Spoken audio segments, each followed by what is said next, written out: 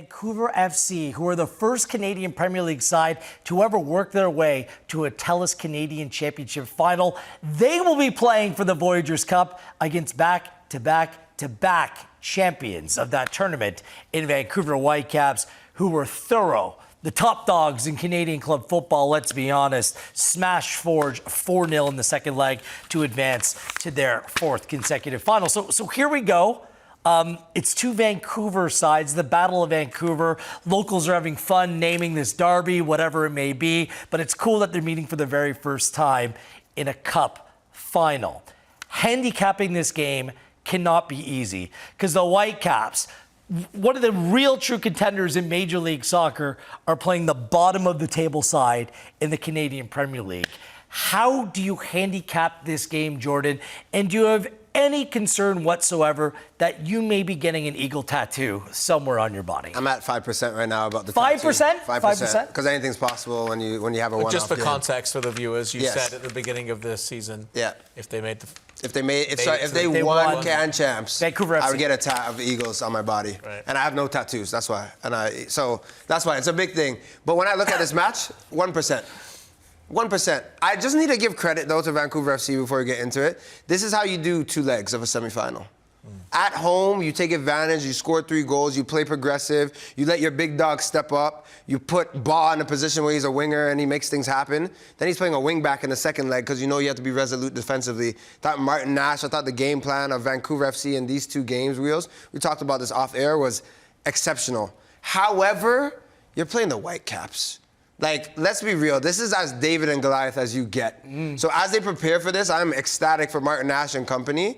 But you're playing the best team in Canada, and I just don't see them faltering.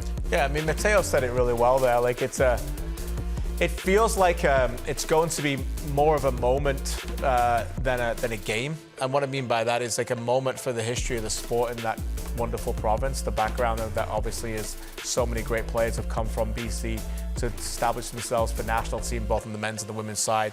Now we get these clubs playing for each other. As I said the other night, the recognition of what Vancouver Football Club is and who they are and where they play is needed to be told a lot more than it has. And this final will certainly highlight that, which is important for them, and maybe get more people attending their games, which should be nice too. So I think that's all important. And I think those stories sometimes get lost where we often analyze outcomes and what happens on the pitch. That is going to be significant. But on the field, of course, you know, we wouldn't give anybody in the Canadian Premier League right now, if they're playing this game, a massive shot to win that game over one leg.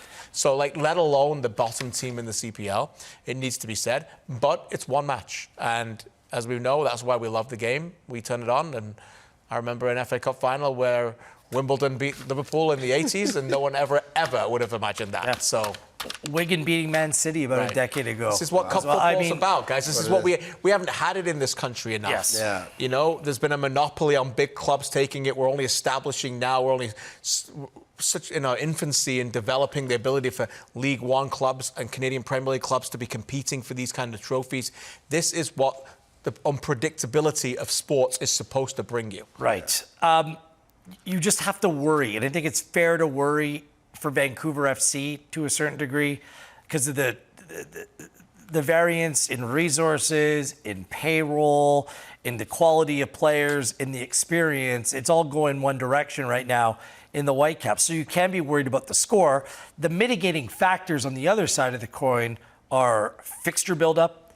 Vancouver FC are playing for that one game. They're not playing for anything else. Whitecaps are playing for 3 trophies. Yeah. Still, at 4, considering what they did in June, and the fact that injuries are starting to creep in. Yeah. The one really negative note was the injury to Tristan Blackman in that game, and they say that he sprained his MCL and looking to have him back for the playoffs. How can anyone believe that's the case? Yeah. I'm sorry, I'm trying to be respectful here, but Ryan Gauld was supposedly could be back for the CONCACAF Champions Cup final on June 1st. Yeah. Still hasn't touched the field yet. So these injuries that are creeping in and the plurality in focus for the team could maybe kind of level out some of those mitigating factors. Probably not enough, KJ. Like, this team has tried, tested, and true. Yeah, look, be interesting to see. I'm sure Muller will play. He's not playing a Canadian Championship game yet, right? Like, he's a final, and this guy wants to play and wants to win. So it'll be interesting to see him play against that team. And, you know, I think I'm with you, but there's a standard that's been set now at the Whitecaps that whoever comes in continues to reach that. And I think they'll be fine. Yeah, it's been a true team effort this season. Yeah. We showed it midweek, just the number of injury and absences that they've had. It's been incredible for Jesper Sorensen and company. So what was your biggest takeaway from the semifinal? I think it was a disappointing performance from Forge, as good as the Whitecaps were, and disappointment for Atletico Ottawa, despite the resiliency of Vancouver FC. Jordan, I'll start with you. What was your biggest takeaway from the semifinals? I think I was backing Forge. I was flirting with the treble, and I love to throw that out, but I actually believe that Forge could get to a final and possibly win Canadian Championship. I thought this was the year to do it. And I think on the stage, the way that they let in certain goals as well, maybe the gap is a bit larger than I thought it was. Look, I think these players, the system, Bobby Smirnionis, they're all like extremely talented. But maybe this is just a difference in levels when you have a budget that you do with the Whitecaps and such a phenomenal team. Because I saw a Forge team that just didn't really look like themselves. And I wanted them to go out and really play and show that they could be worthy of going toe-to-toe with the best. But KG, on the day, they were miles off it. Yeah, it was a tough night for them, for sure. My biggest takeaway is, I've been blessed for 3 decades to interview footballers and lots of different questions and get lots of things out of them.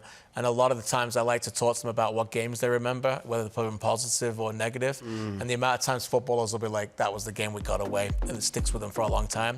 I think for these Ottawa players, that will be a game that will stick with them for a long time. Yeah. Not only in the magnitude of who they lost to, but just because of the season that they've had, how good they believe they are, how they've never played an MLS team, and it was right there for them to do that. To get into a final in the Canadian Championship they've never done. There were so many opportunities for them to get over something that they've still not got over, yet once again, they're on the wrong side of it. For Forge, again, as good as the Whitecaps were, I just think it was a bad night at the office for Forge. Yeah. I just think a lot went wrong. A lot went wrong. For Atletico Ottawa, the question is why, KJ? This is a very young team. They played the most under 21 minutes in the Canadian Premier League, nearing 7,000 entering this weekend. Perhaps it was a little bit of inexperience that caught up with them. They won the second leg. I said it post-match. It was conceding that third goal in Vancouver, which really hurt. Because you felt confident that they'd win the home match, which they ended up doing. Yep. And they just seemed a little bit inexperienced, unable to navigate some of those difficult moments. Yeah, potentially. I mean, they are a young side, but a lot of it goes to the same players. They've still got Koke, they've still got Aparicio, they've still got DeSantos, Salter, Balu, Rodriguez, Nate Ingham. Like, they've got some really good players who've played in big games in the past. So I think it was a missed opportunity for them, and one hopefully they learn from as they still try and get a domestic double. Quickly, I'll just say I think it has a lot to do with tactics on the day. Martin Nash and Vancouver, they knew exactly how Atletico Ottawa were going to play, and they've never changed that up. I think that second leg was the day to try to do that. Maybe not from the get-go, but definitely at halftime, put a second striker, play a different type of way, because they knew what Atletico Ottawa were going to do. They sat back, they absorbed the pressure, and it just didn't work in Ottawa's favor. There's one game left in the 2025 TELUS Canadian Championship. This is a tournament, I've always said it, I just love it. It represents some of the best in Canadian domestic football, players, coaches, administrators. And there are a number of games which are truly just amazing to watch. With that being said, there is also clearly much room for growth for this tournament as well, an improvement in some areas. What are you specifically looking at, KJ, that can be done to make this tournament even better and continue to grow the game in this country? Wow, great question. I think we're at the point in Canada where we need to professionalize things a little bit more, and I think this is not a knock on anybody, but the game has come really thick and fast quickly on the field, right? And how we could continue to develop. And I think I start with this competition, and I start where I often start with these things, and that's with fans. This was a competition born by fans. Voyageurs Cup. Cup. And so for me, I think that the Canadian Championship has let down some of the fans a little bit. It might be a bit harsh this year. Like, to play 20 games over 5 months is not acceptable. Yeah. 1 minute it's one leg, then it's two leg, then it's regional, then it's not regional. It's seeded in a way that the League One teams can't play each other. There's problems internally about why MLS teams are getting drawn. So what are we standing for? What is it? They call the first round a preliminary round. Never like that. What is it, a preliminary round? Well, preliminary preliminary to what? These competitions are deserving, these teams have deserved to get into it. You should honor them. It's the first round. You know, is it a true knockout competition like the FA Cup should be, where we just go to one legs? I think it needs a bit of more TLC, someone to take care of it a little bit more. Like, they've given teams less than 10 days to sell games when they pass from one round to the next. It all seems a little bit shuffled in and shoehorned into a schedule where Major League Soccer prioritize teams like in the Leagues Cup and their schedules, and they get more say. So there's all not criticisms, the observations. I understand that people are taking care of this competition and doing their best, but I think from a fan point of view, people have a right to ask, what do you stand for? And please, if you're going to announce new rules, announce them. Away goals rule never got announced to the fans. The changes to the selection of who goes to the CONCACAF Champions Cup, changes that got sent to the club this week, didn't get announced. Like, show people that they are part of this process, and those people who are paying the tickets, pay money to buy the tickets. And with a great tournament like this, you never want to feel like it's an afterthought. And what you're saying, not saying you're saying this, but that's what it can feel like. For me, after retiring and dabbling with some League One performances as well, I joke about it, but a lot of effort goes into these League One players in Ontario and BC and Quebec and Alberta as well. If there's a situation like this season with Ontario, Woodbridge is winning, so they'll play next year. But if there's even a cup winner and then a champion, those two should get a ticket the same way that it works with like CONCACAF Champions Cup. Right? Have a playoff between the two with to the get shield, in. with the shield. Something where it works so that you have more eyes on it. Because I've been in this environment where people literally work for free to try to get a ticket to the dance in this tournament. Why can't we have more opportunities where you fight to get that ticket to the dance? I just think that's what this tournament's about. So we should just have more semi-pro ways to maybe make this thing possible. This tournament will be expanding in the coming years with more League Ones across this country, with potential expansion coming to the Canadian Premier League. Like, it's just going to expand. I liked how you said professionalism, because I just think it needs to be more communication, more marketing, more opportunity to put butts in the stands. That's what's more important. If it's going to be a tournament that reflects Canadian football and its fans, make it accessible, just make sure that it's clear what's going on and why. And I think that the Canadian Soccer Association, they need to step up and take a bigger role in putting this together.